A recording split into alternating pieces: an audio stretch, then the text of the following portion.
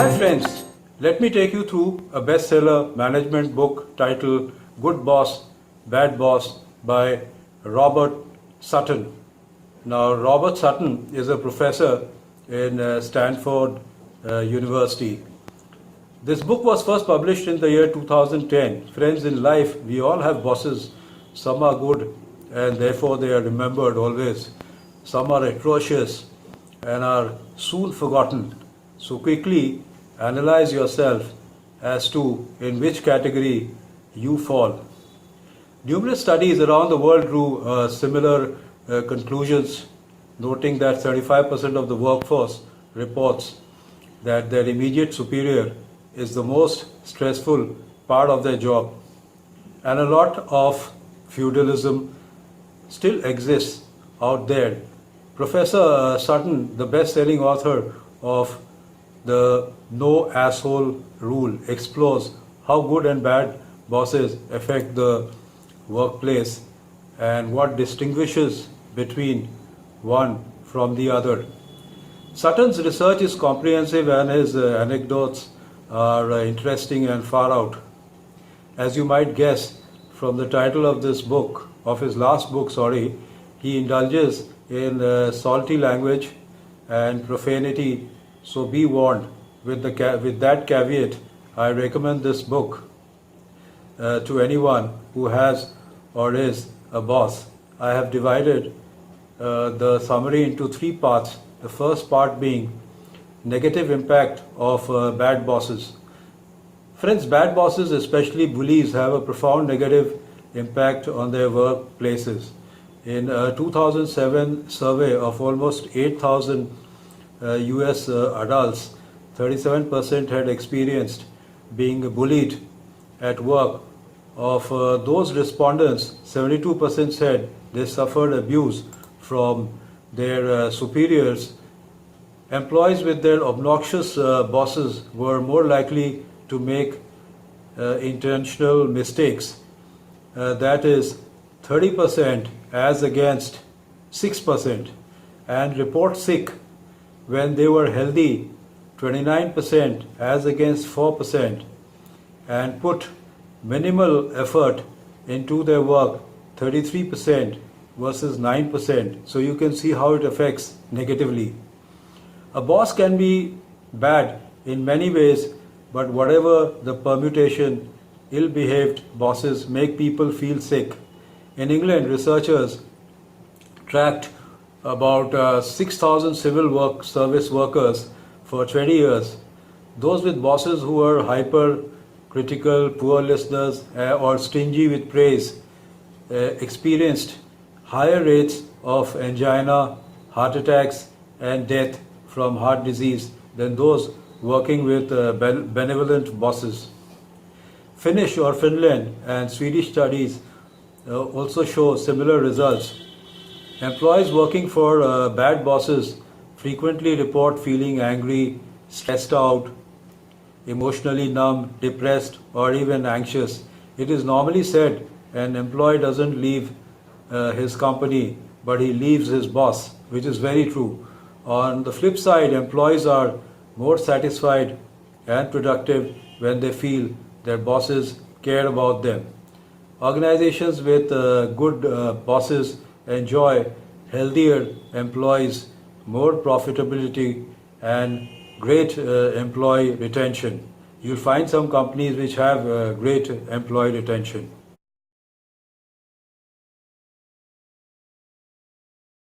And friends, now we come to balance, determination, and small wins. So balance, determination, and small wins is very important. Good bosses are not micromanagers who suppress creativity and interrupt workflow. And they are not laid back either, like bosses who fail to achieve company goals. Good bosses walk the line between stepping in when necessary and letting their employees work without interference. Good managers have determination or grit, that is, perseverance and passion towards long-term goals. Bosses with grit regard work as a marathon and not a sprint. They sustain effort through adversity and never stop learning. Good bosses don't just plan to meet long-term goals. They also set out to achieve small wins along the way, and they also motivate staffers to reach for lofty goals. For example, some people freak out or freeze up when their tasks become overwhelming or too complex. People are more effective when they conquer smaller tasks and celebrate smaller victories. Helping staff members stay calm, confident is one reason to break projects into manageable and contained segments. Bosses must meet certain performance goals without destroying their workforce. Partners at one law firm made on an average $1 million a year, but over a period of time they became exhausted by their quest to achieve enough billable hours to satisfy their bosses. Like many other high pressure leaders, this manager was oblivious to his nasty behavior and bad reputation. Bad bosses tend to have inflated views of their own abilities and performance. By contrast, great bosses strive for a balance between performance and humanity. As the research shows, the more time you spend around rotten apples, those lousy, lazy, grumpy, and nasty people, the more damage you will suffer. When people are emotionally depleted, they stop focusing on their work and they instead spend a lot of time in improving their moods. If you find that there are a few subordinates who are so unpleasant that day after day they sap your energy for no rhyme or reason, you need to inspire others and feel good about your own job. Where my advice is, if you can't get rid of them, spend as little time around them as possible. Flipping through the pages of the book further, I see a list that includes some 11 commandments for wise bosses. Further, how to lead a good flight, tricks for taking charge, and a recipe for an effective apology are some interesting chapters. And the one I liked the most, the components of an effective apology are no sugarcoating, take the blame fully, apologize fully, take immediate control over what you can, explain what you have learned, communicate what you will do differently, and get credit for improvements. Sutton describes how this looks when it is successful. In late August 2008, Maple Leaf Foods was responsible for a number of deaths and illnesses caused by bacteria in the meats produced in its plant. So then, how did the CEO Michael McCain handle the situation? The CEO Michael McCain announced in a press conference that the plant shall remain closed. He apologized to those hurt by his firm's products and admitted that he and others in the plant were responsible for the tragedy. He went into detail about the steps Maple Leaf was planning to rectify the problem and emphasized that it was his job to restore the faith of the Canadian people in Maple Leaf. By December 2008, polls indicated that confidence in Maple had risen from 60% to 91% since the crisis began. McCain's swift actions and willingness to take personal responsibility were largely responsible for this turnaround.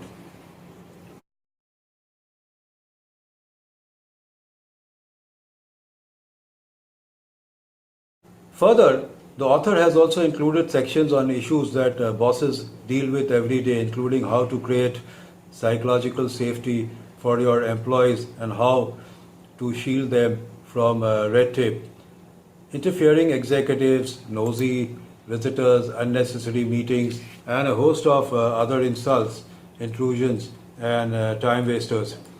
These techniques not burdening your employees with excessive meetings, which are notorious time and energy suckers, intercepting and dealing with problems and people so that your employees can focus on their work and proactively intervening with the upper management when bad directives come down that your people either cannot implement or that will likely harm the company. Then there is a chapter titled Don't Shirk the Dirty Work. Don't shirk the dirty work. Bosses are the ones who have to lay people off, confront poor productivity, or do other things that will hurt others. Author says that the dirty work does less harm when bosses add four antidotes into the mix, and those are production, control, understanding, and compassion. First, this predictability helps people know when to relax versus when dread and vigilance are warranted, which protects them from the emotional and physical exhaustion that results when people never feel safe from harm for even a moment. Bosses, for example, can warn people that layoffs are imminent, or conversely, they can say that workers are safe for the next 3 months. Second, the best bosses know that it is better to give people explanations they like than no explanations at all. Employees who are given sound and believable explanations for unsettling changes are less prone to become angry and anxious, retaliate, quit, steal, or become less productive. When fear is in the air, your mantra should be simple, concrete, credible, and repetitive. Third, great bosses help followers feel powerful rather than powerless, especially during rough times. This means that dirty work will do less harm if you give people some control over when and how bad things happen to them. Fired employees will suffer less if they have control over where they go next, how they leave, and when they leave. Fourth, the best bosses convey empathy when they make and implement tough decisions. For example, don't lay off people using text messages or emails, or abuse them in public places. Do realize that one day you may be on the other side of the table. So treat people the way you'd like to be treated yourself in this situation.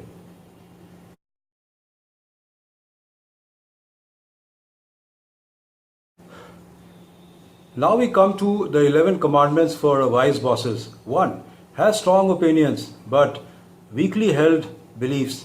2. Do not treat others as if they are idiots. 3. Listen attentively to your people. Don't just pretend to hear what they say. 4. Ask a lot of good questions. 5. Ask others for help and gratefully accept their assistance. 6. Do not hesitate to say, I don't know. 7. Forgive people when they fail. Remember the lessons and teach them to everyone. 8. Fight as if you're right and listen as if you're wrong. 9.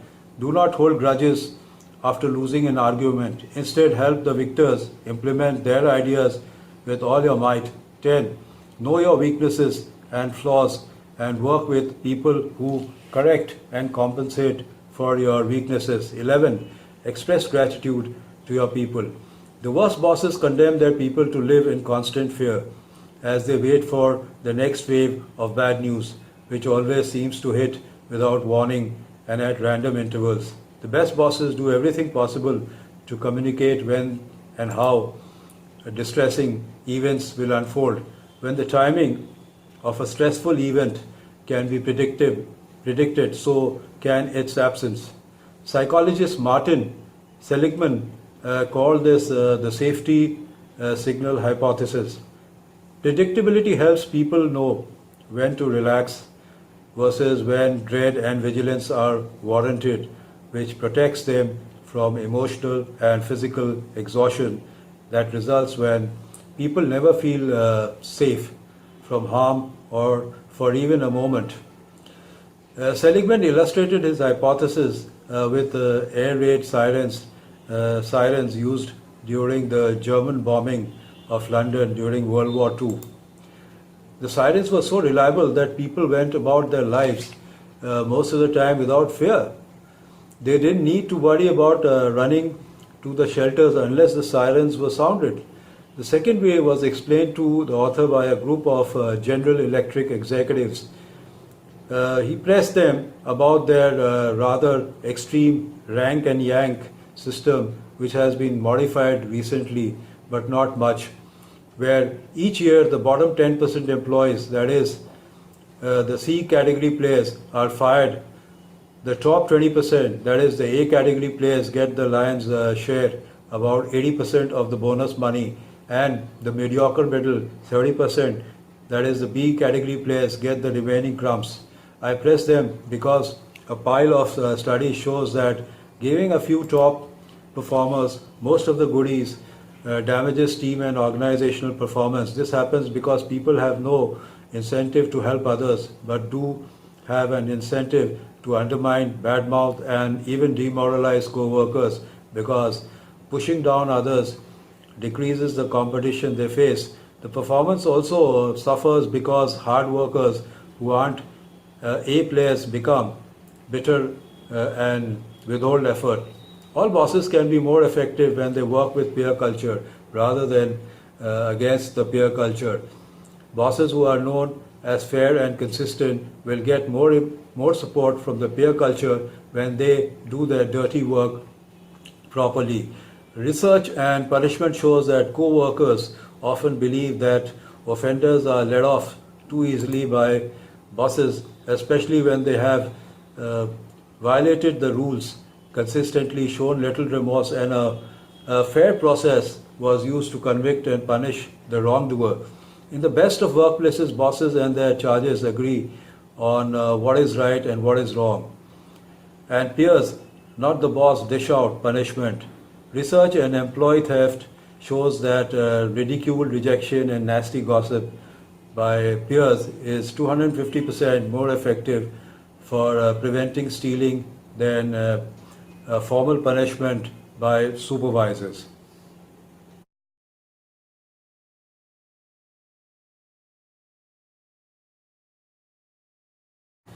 Here are a few great quotes from the book. One, the best bosses dance on the edge of overconfidence, but a healthy dose of self-doubt and humility saves them from turning arrogant and pig-headed. Bosses who fail to strike this balance are incompetent, dangerous to follow, and downright demeaning. Two, the best bosses don't just recruit people with stellar solo skills, they bring in employees who will weave their vigor and talents with others. No man or woman is an island. 3. Bosses shape how people spend their days and whether they experience joy or despair, perform well or badly, or are healthy or sick. Unfortunately, there are hordes of mediocre and downright rotten bosses out there, and big gaps between the best and the worst. 4. Psychological safety is the key to creating a workplace where people can be confident enough to act without undue fear of being ridiculed, punished, or fired, and be humble enough to openly doubt what is believed and done. As Amy Edmondson's research shows, psychological safety emerges when those in power persistently praise, reward, and promote people who have the courage to act, talk about their doubts, successes, and failures. 5. Talented employees who put their need ahead of their colleagues and the company are very dangerous. 6.